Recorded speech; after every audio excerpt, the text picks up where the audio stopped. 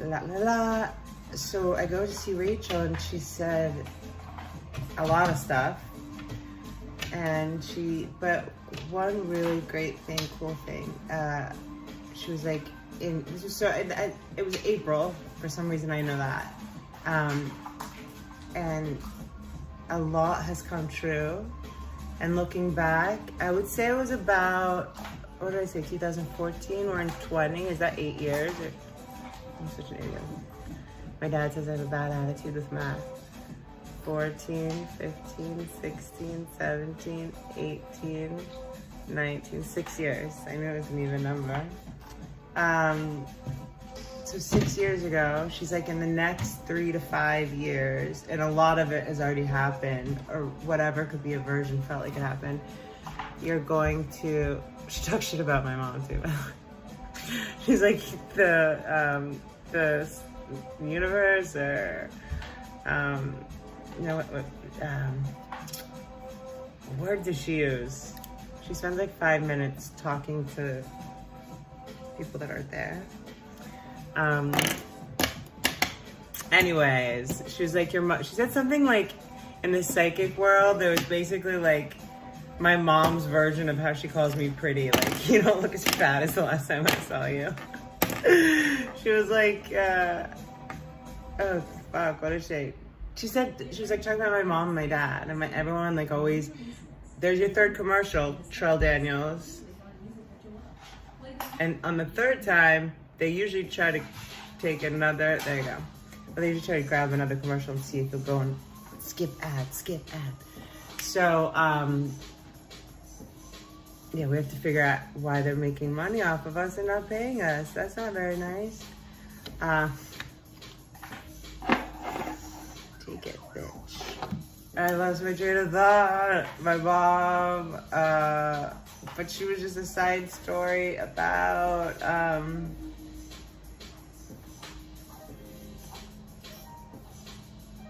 healing, why I made this channel. The psychic lady, she said someone's gonna be there for you who's never been there. Like, somebody's gonna be there for you in your life. Like, she's like, all you've ever wanted, and it's so true, all you've ever wanted is to be there for someone 100%, like, and have someone be there for you, and you haven't had that. She's like, your father tried.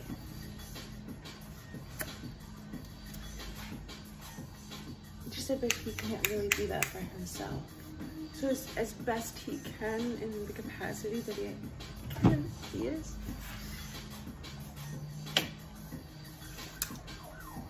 Anyway, she said this other person would come into my life.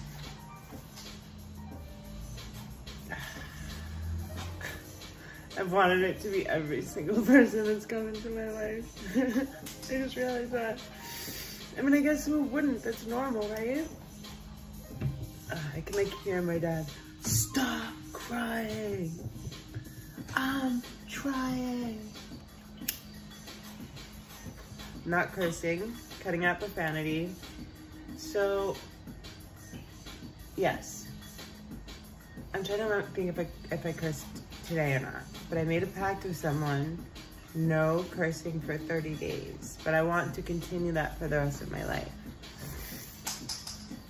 It's a long story. It has to do with my dad lying about going on a donut run at 3 a.m. when he really went to bang the neighbor, Sherry, around the corner.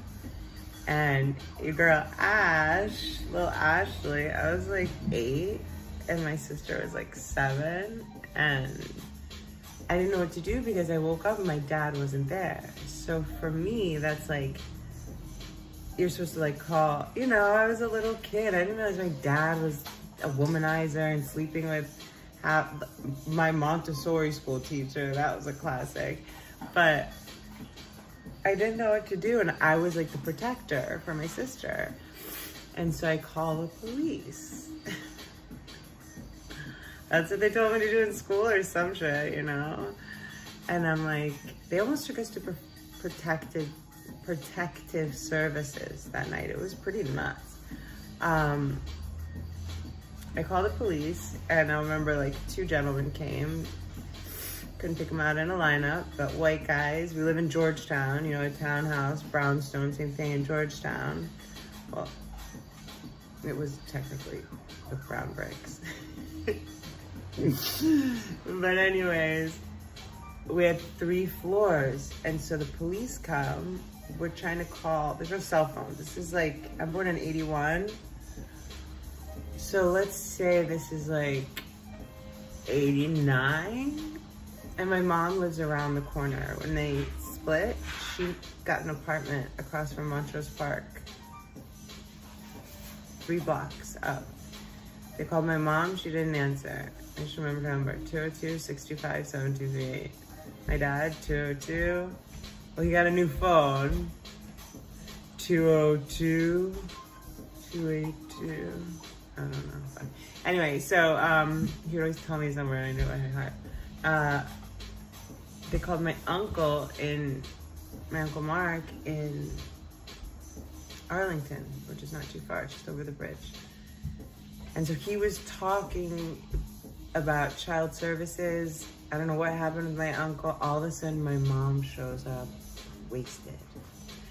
What's going on? I guess she just like walked down, like she like walked into a party and like, you know, listened to a voicemail, like all drunk. She showed up in like a suit, she was my mother's drop dead gorgeous. She's been in a wheelchair since 2011. She's still drop dead gorgeous. Her skin is phenomenal. Natural 32D. I'm wearing a tank top under there. Anyway, and we're watching out of the window down to the police who are now speaking to my mom outside. And looking back, I think they were trying to do something sketchy because once they found my uncle, why were they still discussing child services? Maybe because my mom showed up drunk and then my dad showed up yelling, screaming.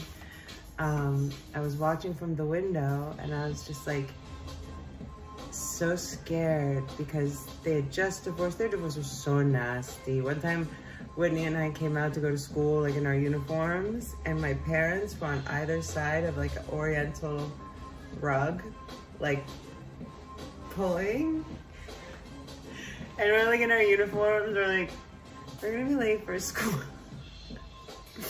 Like screaming, they're nuts. But trying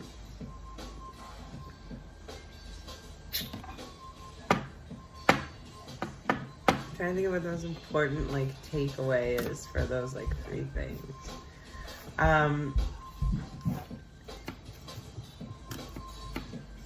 Oh right, my dad's divorce, my mom's divorce, my mom.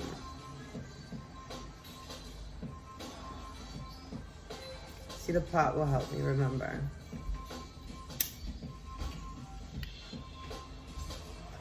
Looking out the window, I'm so scared they're gonna take my dad away. My mom's like yelling, and first it's just my mom and the cops. She's like dressed, black tie. And then my dad comes around. Meanwhile, I think he was just coming home and like saw the cops, you know, and like was like clearly not happy about it. And I didn't even touch that one. So I see my dad screaming at the cops. My father was a formidable force to be reckoned with. The man was like next level. He was, so he's screaming at the cops. He's like, get the fuck, I don't even know what he's saying, but I'm watching out of the window. And we had always gone to like Catholic school and stuff and raised that way. So I had a relationship with God through going to church, through going to Sunday school, through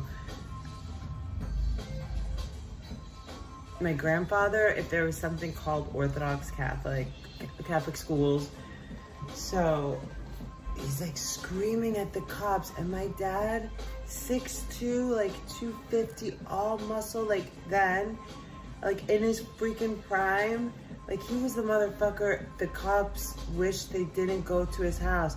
And he's like, you know, in front of his house in Georgetown. Like, he's got his crazy ex-wife who's drunk, as usual. And us upstairs. And these two cops that for some reason aren't leaving. Looking back on it at 38, 30 years ago, I was probably 8 years old or 9 years old. So I was praying, and for the first time I prayed to God, like, from me, like, not reading a prayer book, I guess. Trell, that's your 4th commercial now on YouTube. My friend Trell Daniels is playing the music. And I said, dear God, please don't let them take my father away. Dear God, please don't let them take my father away. Dear God, please don't let them take my father away. I just was praying. And I guess the only thing I could think of that was, I thought was bad, or that I had learned as a sin, or something that I was consistently told by adults not to do, was curse. So I guess I cursed by then, so maybe I was 8 or 9. Yeah, 9, 10. My dad always cursed, so. And then I said, I swear, I promise you, if you just let my dad be free, I will never say another curse word again. It was a hefty promise for an 8-year-old. I remember apologizing to God after, at the period, it was like the period before the last period of school the next day, because I had used a curse word at lunch. And I remember being like, I'm so sorry, but don't give up on me, I'm gonna start over again. And in a weird way, I've been doing that for like 30 years. At Agni, I had a class.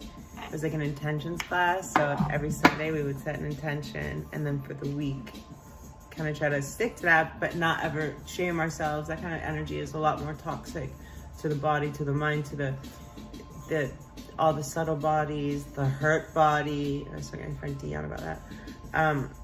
Look at me, I'm literally holding 2 different ways to smoke pot. This one's faster.